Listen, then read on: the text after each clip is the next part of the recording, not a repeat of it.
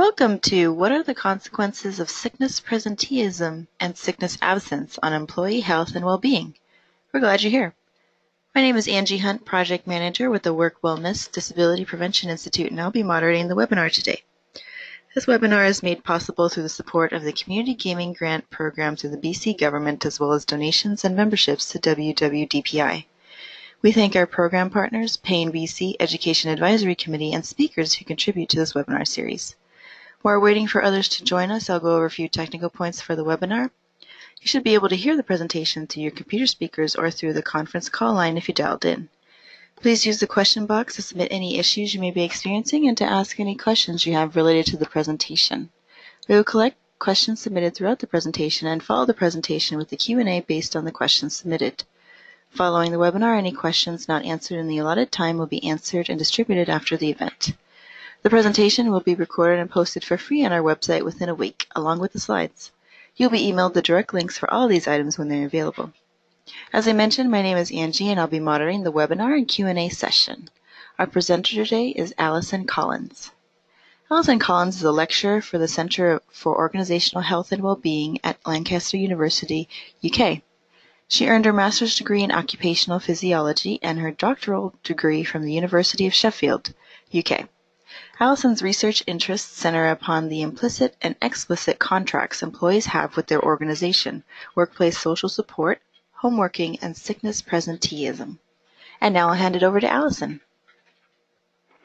Thank you very much for that introduction. I'll just say that my actual background is occupational psychology. I don't know whether my spelling is in my CV, but it's actually occupational psychology. Oh, sorry, I must have. Sorry about that. It's an easy mistake to make.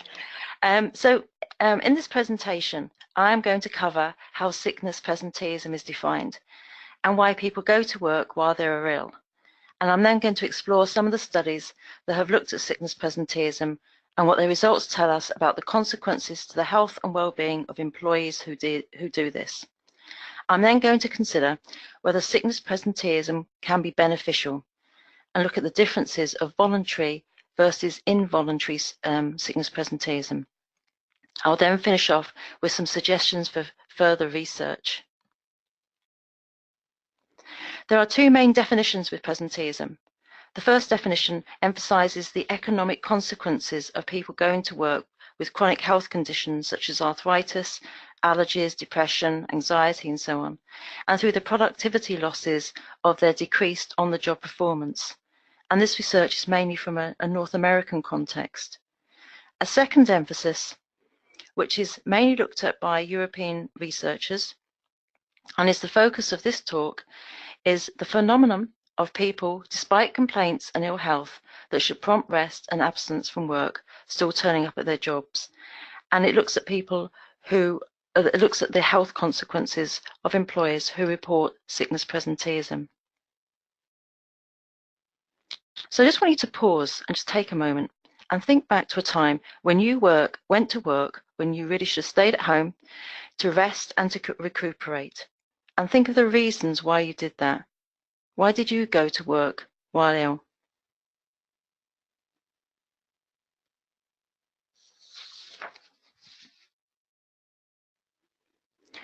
Two researchers, Aronson and Gustafsson, have proposed a model to try and explain the decision to go to work while ill or take sickness absence. And they suggest that our decision is influenced by attendance to work demands, which can either be personal or work-related. So work-related demands can include time pressures, whether the worker thinks they're replaceable or not, their workload, staffing levels, and organisational policies around sickness absenteeism. Personal related demands include boundarylessness, which is very difficult to say, and that's whether you have difficulty in saying no, or you can resist the expectations of others. And other personal related aspects include financial demands, or if you have a work ethic. And do any of those reasons resonate with you and your decision to go to work whilst ill? So there are quite a lot of attendance demands on us, which influence the decision about whether to take sick leave or not. So, perhaps not surprisingly, research tells us sickness presenteeism of 1 day or more in the previous 12 months is a common organisational behaviour, ranging from 47% in a Swedish police study to 73% in a Danish workforce sample. While a study here in the UK of National Health Service staff found that 66% of participants had experienced sickness presenteeism of at least 1 day over the previous 3 months. And sickness presenteeism is usually measured by a single question in a quantitative survey. So something along the lines of, over the last 12 months, how many days have you gone to work despite being ill or injured? And some studies have used a shorter recall period of either 6 months or 3 months. And the answer to this question around sickness presenteeism days is then usually used to divide participants up into categories according to the number of days they report going to work while ill. And if we look at the results of cross-sectional studies, which are essentially look at sickness presenteeism at one time point, so it's a snapshot of a worker's attendance behaviours over the previous 12 months, or 6 or 3 months in some instances, and then how they rate their health on a series of measures. And by work attendance behaviours, we mean whether a person who felt ill enough not to go into work decided to take leave and did not go in, or whether they actually attended work. So if you look at the results of cross-sectional studies in general, researchers found that people with higher levels of sickness presenteeism also have higher levels of distress, reduced psychological well-being, lower physical health, and elevated exhaustion and poor self-rated health. And just to explain, for those who are not familiar with the self-rated health scale, it asks participants to rate their overall health on a scale from very poor to excellent. And the question is something along the lines of, in general, would you say your health is excellent, very good, good, fair, or poor? And it provides a useful gauge of the general health of an individual. And the scale has consistently been shown to be a strong predictor of mortality, so that those who report poor self-rated health tend to have higher short-term mortality rates compared to those who rate their health higher. So a number of studies have shown that sickness presenteeism is associated with a number of negative health outcomes. However, less is known about what the longer-term effects on future employee health and well-being are. So my colleague, Christian Skagen, and I looked at what the research tells us about the consequences of sickness presenteeism over time. We carried out a systematic review of studies that have been published in peer-reviewed journals that measures sickness presenteeism and associated outcomes in longitudinal studies, that is, the studies we carried out over time, and that had at least one initial measurement at a baseline, so a first time point, and a follow-up measurement. And we found 12 studies that fit our criteria.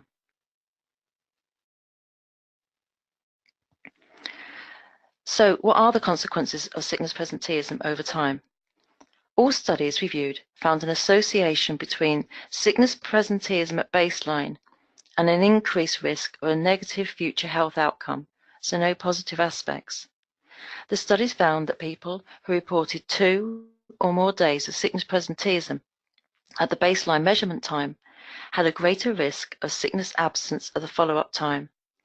And this was both short-term absent of between 1 and 3 days at the follow-up period of a year, and longer-term sickness absences from a week up to 2 weeks at the follow-up period. And sickness presenteeism was also a risk factor of decreased self-rated health at the follow-up.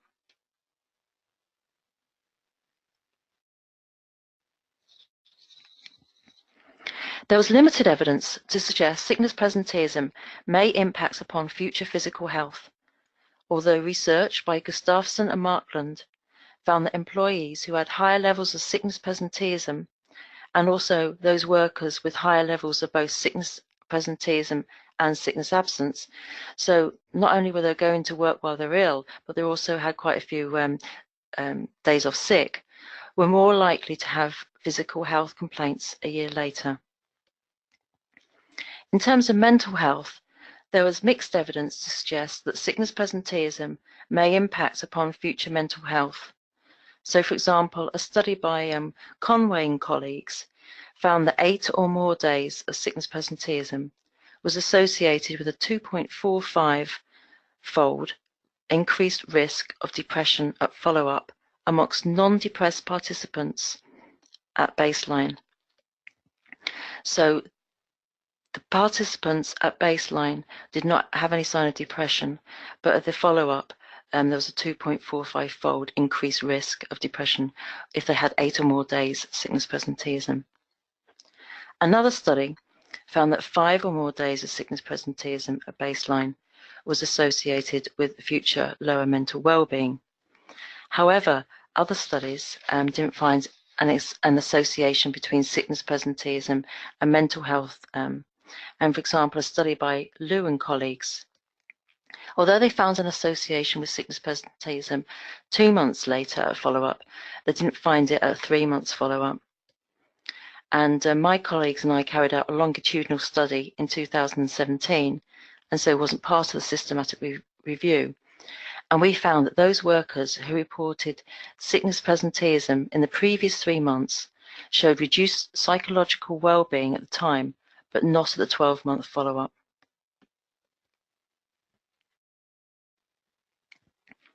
So why is there some variation across the studies? Well, the sickness presenteeism measure doesn't include the factors which influence the decision to go into work sick, or the type of illness, or the type of injury. There's also a long recall period of 12 months is usually used. Now, although some studies have used a 3 or 6 month recall time, that is quite unusual, and it is usually 12 months. So people may not remember all the times they went into work whilst ill, or they may under or overestimate the number of days. So if you think back to the start of this presentation, when I asked you all to think about the last time you went to work whilst ill, how easy was that for you to remember? And when I've interviewed employees, they have not always been able to remember the number of days they've taken off sick. So they can't always remember their sickness days. And they've sometimes found it difficult to remember days that they went to work while ill. And also, the research does not always measure the same health outcomes, or they use the measures in slightly different ways. So it makes a comparison between the studies harder.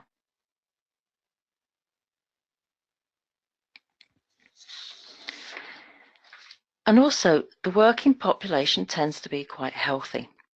So around a quarter or up to a half of the participants may not actually report any sickness presenteeism or sickness absenteeism over the previous year at all. And that tends to skew the data, really. So longitudinal studies are valuable, and they give us new insights around sickness presenteeism. However, there are relatively few of them at the moment, and so more need to be carried out in order to further understand the cultural, the organisational, and the personal context in which decisions to go to work despite illness are made. So one area which would benefit from future research is whether sickness presenteeism has positive outcomes. Can sickness presenteeism be beneficial to the employee and the organisation? So research by Baker McClern and colleagues, and also some research that I did with my colleague Susan Cartwright, highlighted that in terms of being rehabilitated back into work, if return to work policies are well managed by the organisation, it can actually help people who are recovering from illness or injury back into work earlier. And this benefits both the organisation and the employee. So while workers may not be working at full capacity during this rehabilitation process, they are more productive than if they're on sick leave. And it also helps organisations to retain skilled staff, reducing turnover costs and costs for retraining.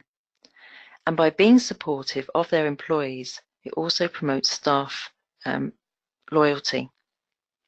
And for the employee, it can increase their self-confidence by easing them back into work.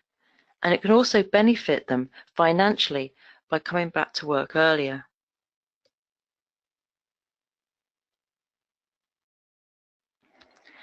And this is highlighted by the following quote from an interview we did with somebody who worked for a manufacturing company.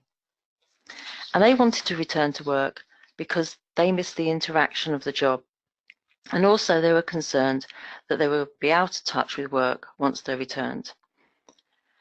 So it was at the study we looked at police officers in a police force, and also at a food manufacturer place. And this is from one of the males at the food manufacturer. And he said, of course, once I was back into the swing of things, even though I was still in a bit of pain, I was chomping at the bit to come back for 12 hours, but they wouldn't let me. They kept me for a good few months doing 2, and then move up to 4, and then I moved to 6, and then 8, and they just sort of guided me. And this participant was working with the occupational health team in the organisation, and this is who he's referring to as guiding him. So there seems to be a difference between voluntary sickness presenteeism, whereby an employee wants to work despite illness and wants to come into work, and involuntary sickness presenteeism, whereby personal and work-related factors and demands influence attendance decisions.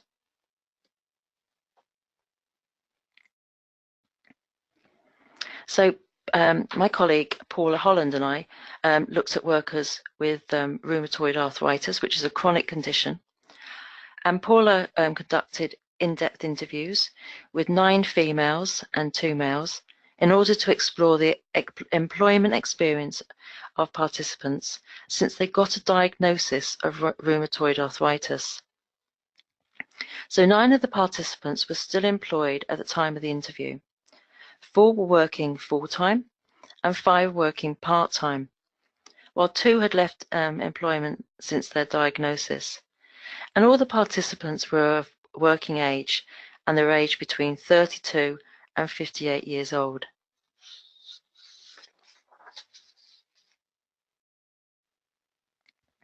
Analysis of our results showed 4 key themes. Firstly, participants perceived the value of work.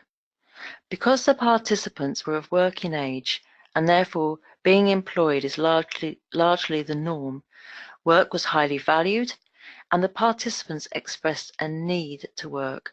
The need to work and to be productive, to earn, to keep physically and mentally active, to get social stimulation, and also to provide distraction from the pain and fatigue they felt with their rheumatoid arthritis. And this perception of the importance of work was summed up by one of the participants who said, I wouldn't want to sit at home all day because it is soul destroying and I find it really hard being at home. I miss the stimulation of work and the company of other people. And that was Jackie, who was age 46, and she was a pharmacy technician. And just to say that none of these names are real, we always use pseudonyms. The participants' accounts also suggested that continuing to work was important in maintaining a sense of normality in the face of illness. And they talked about keeping productive and employed with the help of workplace adjustments. And adjustments could be specialist equipment such as adjustable chairs and desks, modified computer keyboards, height adjustable desks, and so on. And also flexible working, such as allowing people to work later or with reduced hours or at home, were found to be very helpful by the participants in this study in terms of keeping them at work. Modified duties were arranged less frequently by the workers' organisation, but for one participant, being allowed to take on alternative tasks when their condition had flared up because with chronic rheumatoid arthritis, sometimes you get flare-ups. But being allowed to take on alternative tasks was key to allowing him to retain his job. And in general, our participants reported that work adjustments were successful and helped them return to work, improve their productivity, and help job retention. However, we also found that in some instances, workplace adjustments proved to be short-lived and were actually withdrawn by their employer at a later date. Participants also talked about sickness absence policies, which caused pressure to go to work.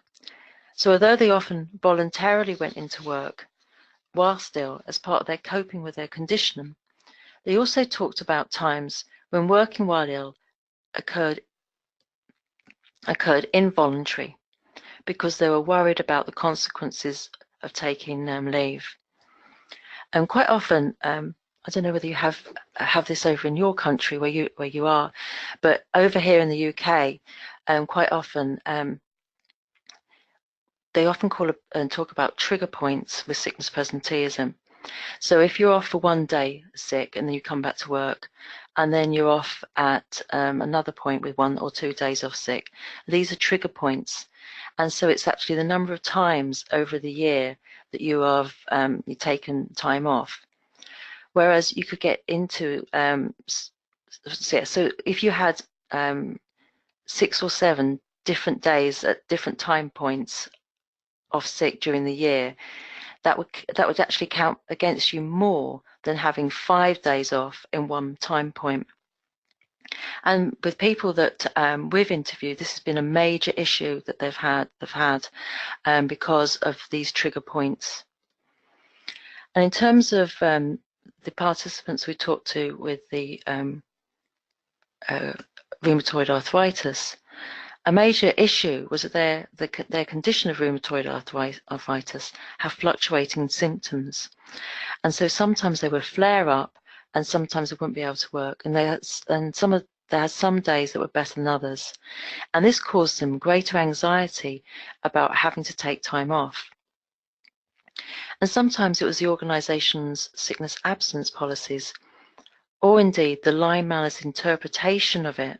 So it's actually how the line manager interpreted sickness absence, which is actually sometimes different from manager to manager, and in terms of the overall sickness policies, which caused difficulties and fear of being disciplined for taking time off. And one participant said, they were saying, "Oh right, you've only got so much sick leave left," and it was very stressful. 2 weeks after return to work, I had another absence review meeting, and I was advised that my reviews had to go to the head of service for him to make a decision on whether I'd be dismissed. And I'd not even had my adjustments put in place, and I'd not even finished my phase return. And that was somebody who worked at a call centre.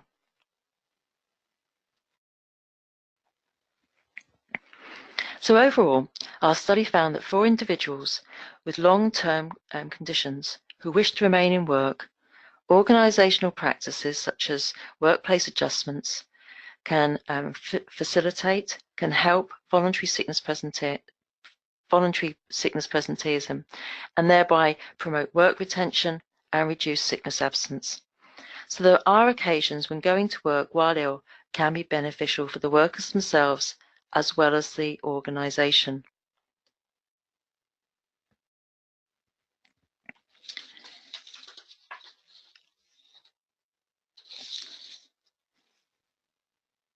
So if we return to the idea of long-term consequences of sickness presenteeism, there are still some areas that need more research. Research into voluntary sickness presenteeism suggests that there are health benefits for both the general population of health workers and those with chronic conditions. And it appears that context is key, and the organisational policies around sickness absenteeism are important. Future research could look at what health conditions are seen by participants as being serious enough to meet the sick criteria. So to meet the SIC criteria, sickness presenteeism measure by respondents, because the type of illness that people report is likely to be key when considering future health problems.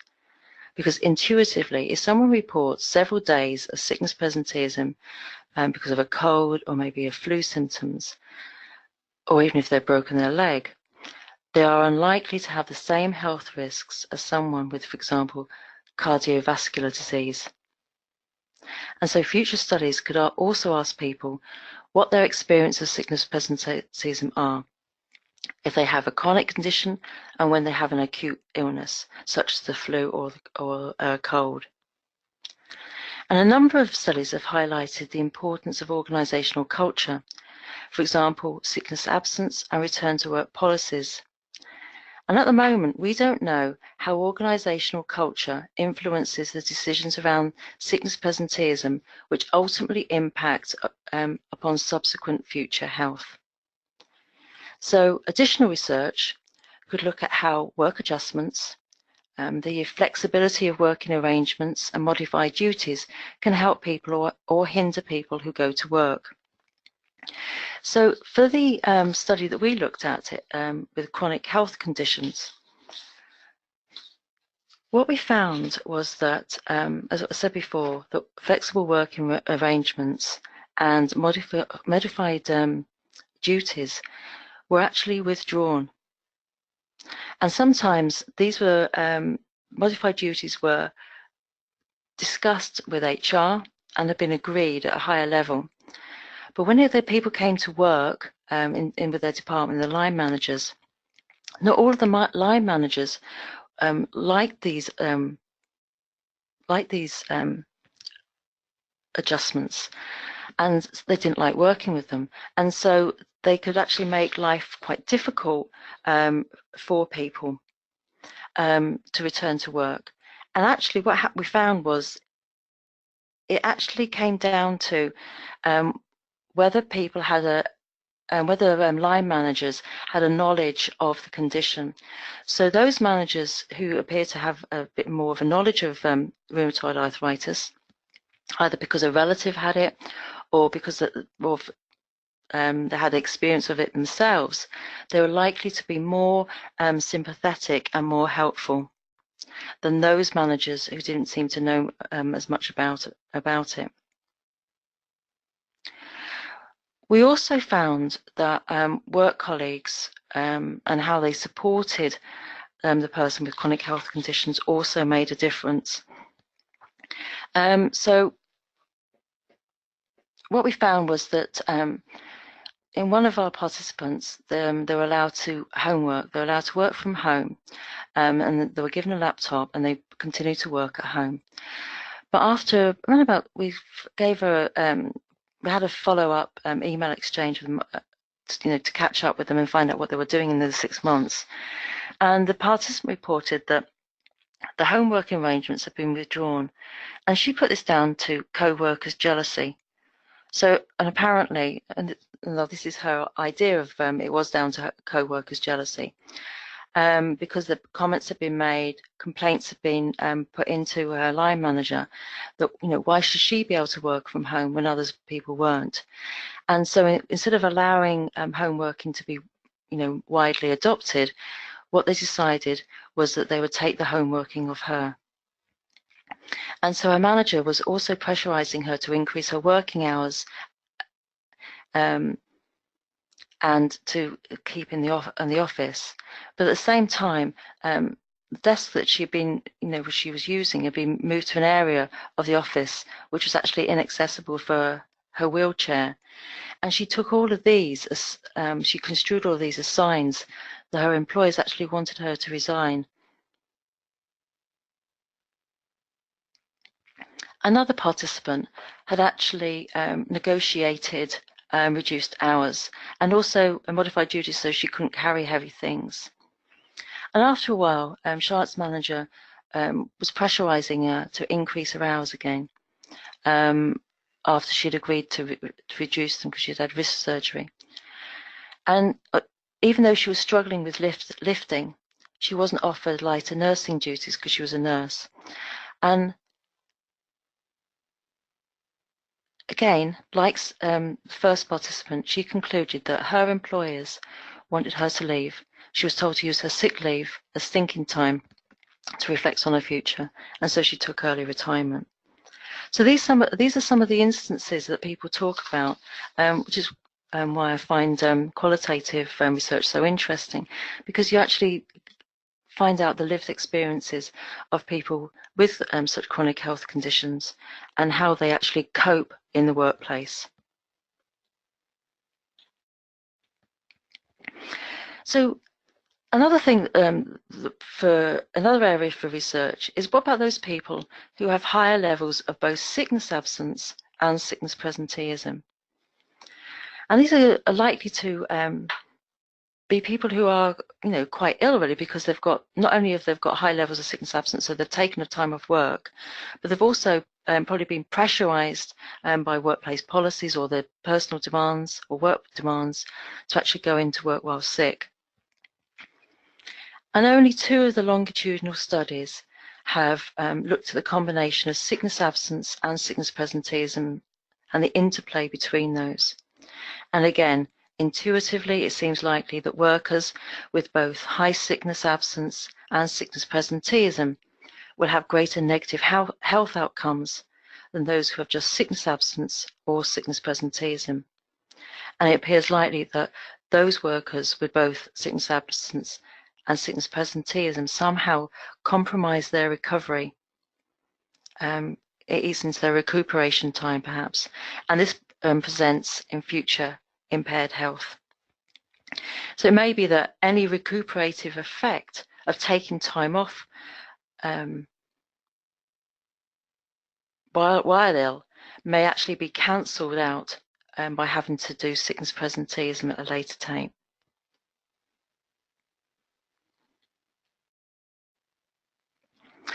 So in conclusion, there is a negative aspect of going to work whilst ill. A review of the longitudinal research suggests that sickness presenteeism is a risk factor for future sickness absence and decreased self-rated health. And there is some mixed evidence to suggest that it may increase the risk of depression at follow-up.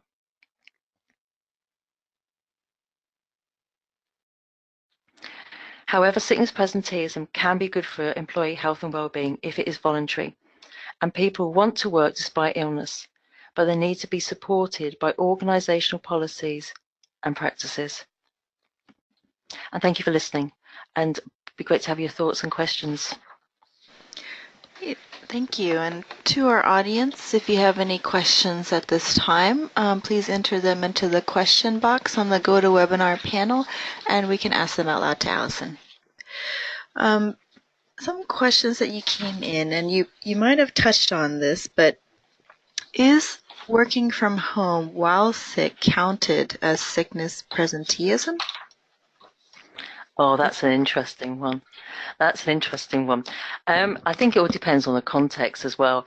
But I would say yes. I think it is, and I think it's quite. You have to be quite clear when you have working from home policies about that you actually can take time off sick. But I work from home quite a bit, and I know people who work from home, and I also, and this tends to cross over into my home working. My home working research is that what happens is quite often people get up in the morning, they don't feel very well, and they may take a couple of aspirin or something. They start to feel better, and they do a little bit of work, some work, and then they maybe feel ill again and take more time off. And it all depends about their interactions with their organisation. So they may, in some instances, people say, well, actually, I wasn't very well and I didn't work for this amount of time, and they make that time up. And other times, the organisation is fine about that, because otherwise they would have taken sickness absence, and so they don't count that because of the fact they did some work. So it's all about context. It's about your relationship with the organisation that you have, and it's all about whether working from home is and how working from home is seen by the organisation, whether it's done permanently or whether it's like on an ad hoc basis. Okay. One of the questions, can you provide some of the other studies you mentioned used concerning sickness presenteeism for further reading? Well, I'm going to put this.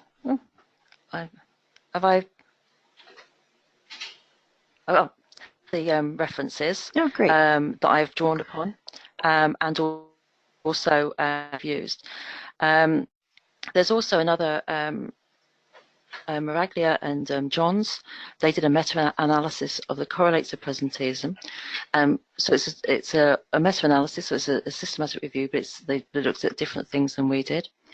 And yeah, I think that's and also they also have a lot of references because they did a meta-analysis, and also my references on the consequences of sickness presenteeism on health and well-being were included as well. Okay. And we can provide the slides for our audience as well with this, with the readings. Yeah, we'll send those over. Another question that came in, was there a difference in response when the organization had formal work from home or alternative work arrangements compared to when an employee was perceived it was an ad hoc arrangement with their manager? That's an interesting study. So in the chronic health condition workers that we looked at, one of them was were quite big organisations which had big HR departments and also quite established policies around modified duties and flexible working and adjustments. But what we found was it was down to the line managers and quite often and how they actually interpreted those. And the line managers are a really important area of research because whatever's policies an organisation in place, how well those are enacted in the workplace, it always depends on the line manager, and they can either be enacted well or they can't be enacted. So in answer to the question, there were policies in place that the organisation had, but it was actually down at the individual level that there were problems. In the individual line manager level, there was often problems, and also quite often with sickness presenteeism, it all depends upon the support that you get of your colleagues. So so when I interviewed the police people and the factory people, there was this general feeling, especially amongst the police, about the fact that they would always help their colleagues out. So one participant who was a police officer, and he used to, part of his duties was to use a battering ram when often they used to knock down the doors of the criminals. And he would just say, and when he did his back in and he went back to work a little bit earlier, but his partner took over the battering ram because he wasn't fully recovered from the injury. And it's this idea that people, will help it out and the positive consequences of that. But what we found with the participants who had chronic health conditions was that because the symptoms can't be seen, so people would make comments about, well, you look perfectly all right to me, or you got up out of the chair yesterday, but not realizing that there were fluctuating conditions. So sometimes they may be able to get out of the chair, some days they may find it a bit more difficult. And it was the workers' reaction to these almost invisible symptoms, which also caused problems, because they said there was a lot of jealousy. The people had all these extra, the nice mouses, the ergonomic mouse, the keyboards. They had specialist equipment, and made some people being bullied because there was jealousy over these extra equipment that they were receiving. So it's quite unbelievable when you talk to people's experiences about what they actually reveal.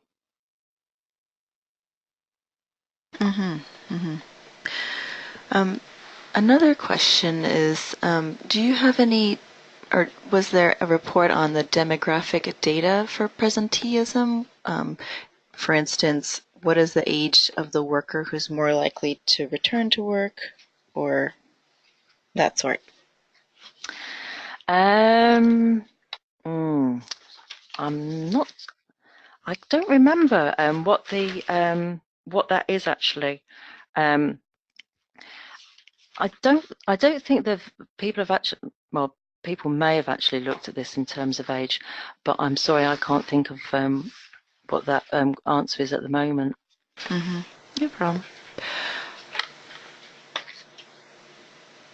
Regarding privacy laws, did you find an impact with the ability to let coworkers know why their coworker was getting modified working conditions, and did that affect the environment?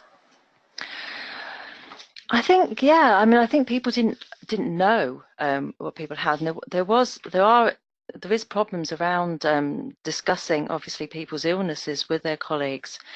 And again, I think the invisibility of this caused problems, because if you see somebody coming in with a cast on their leg and crutches, or just with crutches, or in a wheelchair, then you can, even though somebody hasn't said to you that person's broken their leg, you know that something's happened similar to that.